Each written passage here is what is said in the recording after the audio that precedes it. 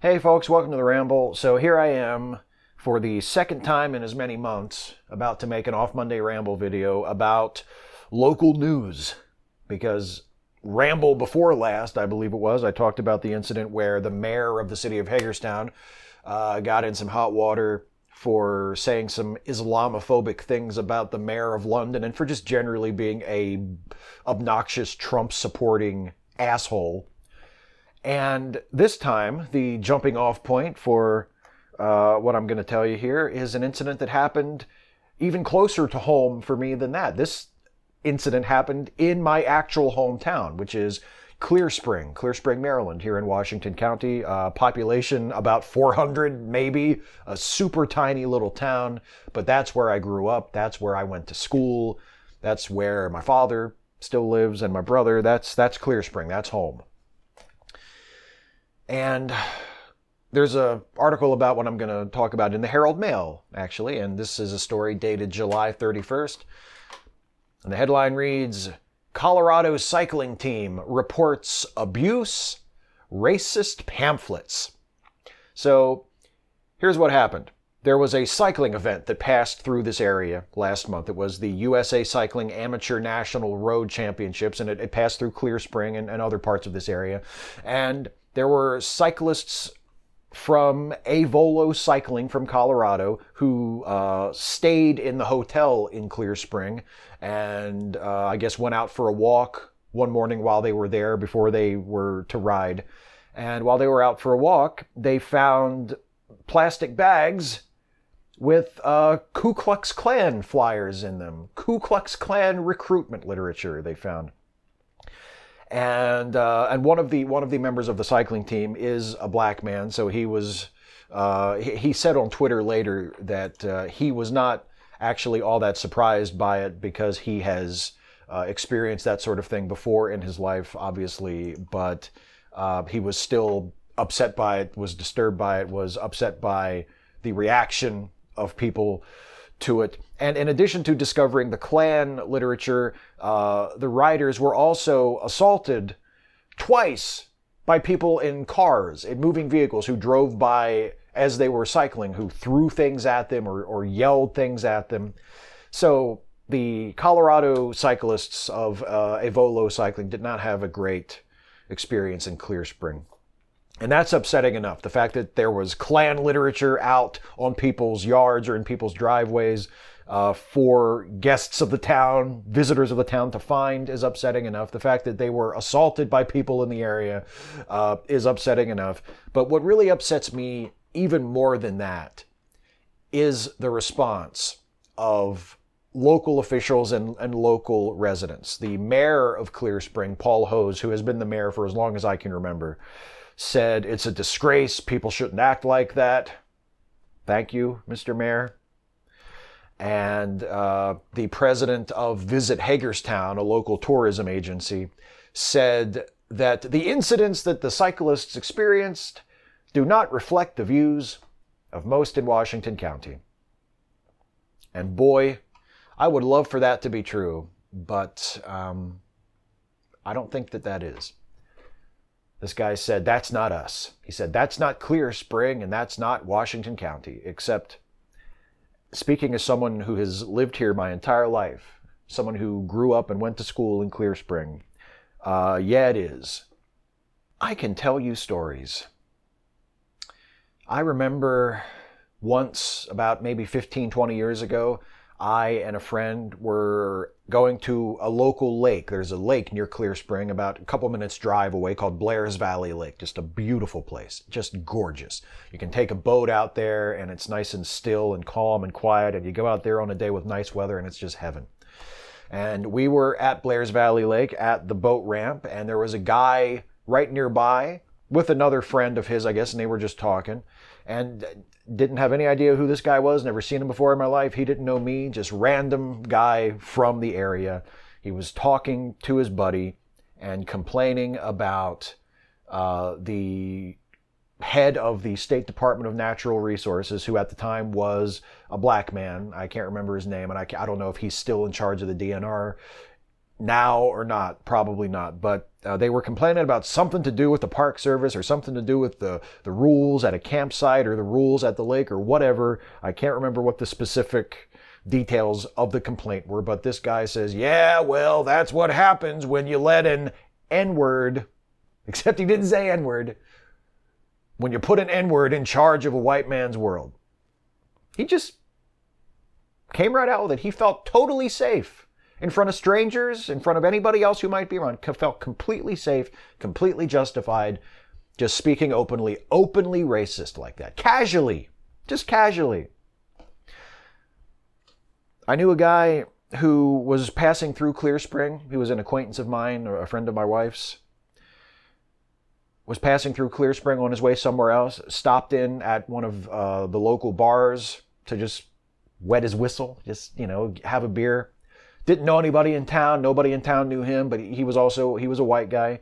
Sat down at the bar. There's another guy, a local, sitting at the bar. They were watching, they had the news on TV or something, I guess. This was several years ago when Barack Obama was the president. I guess Obama was on TV. And the local looks at my friend, again, who he'd never seen before in his life, and says, what do you think about this N-word, Obama?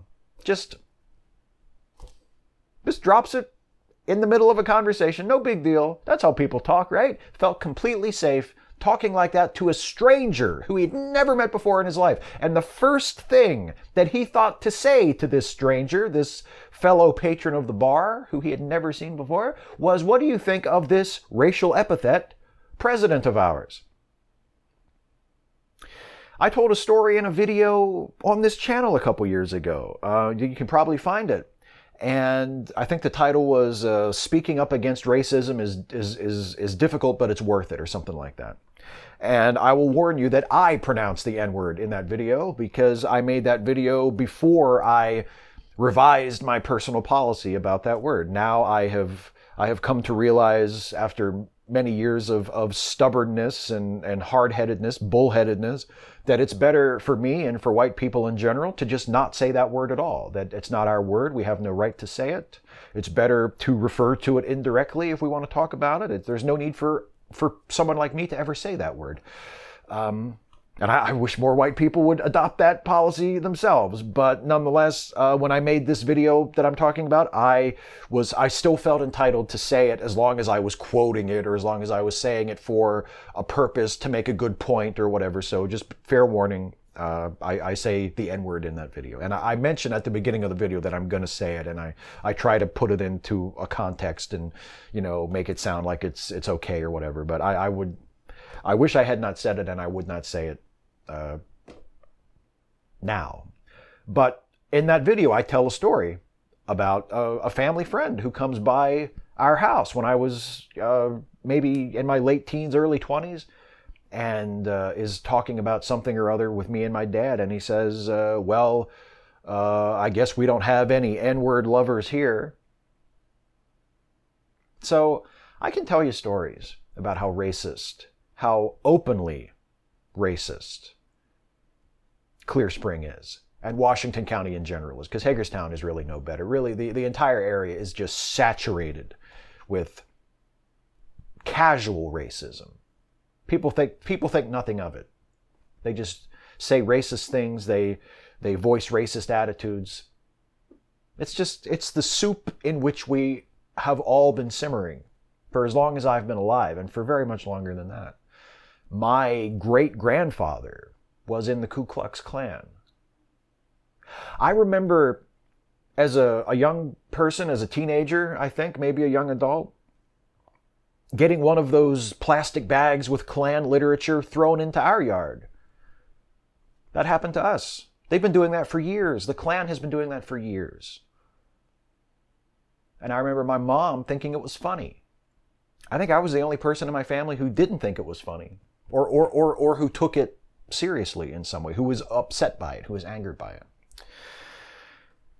And that's not to toot my own horn, because not only have I heard the N-word more times than I can count from people in my hometown, it's much to my present shame and embarrassment that I used to say it casually.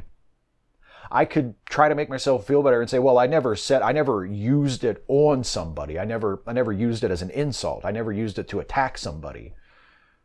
But I said it casually, and that's really just as bad.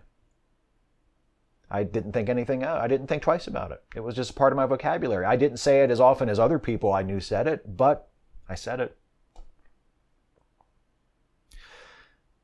So when people say, oh, that's not Clear Spring, they're either lying to whoever they're talking to when they say that, or they're lying to themselves. That is Clear Spring.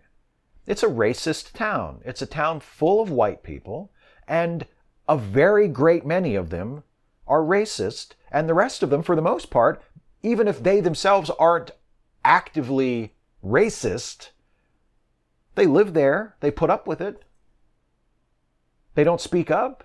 People in Clear Spring feel safe just dropping the N-word into a conversation with a stranger. That's not a town that has taken a stand against racism. That's not a town where racism isn't tolerated, where racism isn't normalized. That's a town where open, blatant, undeniable racism, people saying the N-word racism, Ku Klux Klan recruiting from the town racism, is known and widely accepted and tolerated, even by the so-called not racist people. So don't tell me it's not a racist town. And if you're going to deny the problem, how is the problem ever going to get any better? Because all of the response from locals to this incident that I saw was all about public relations. We're not like that. Those attitudes don't reflect this community. Come on. We're not all so bad. There are people arguing with the African-American member of the cycling team on Twitter in the thread where he talks about, there are people saying things to him like, well, you know, those Klan pamphlets, I mean, they come from out of town. That probably has nothing to do with the town. And, you know, there are people like this all over the place. It's not really the town's fault. Nothing is ever going to change in Clear Spring, in Washington County, in this country, until people come to realize the true nature of the problem.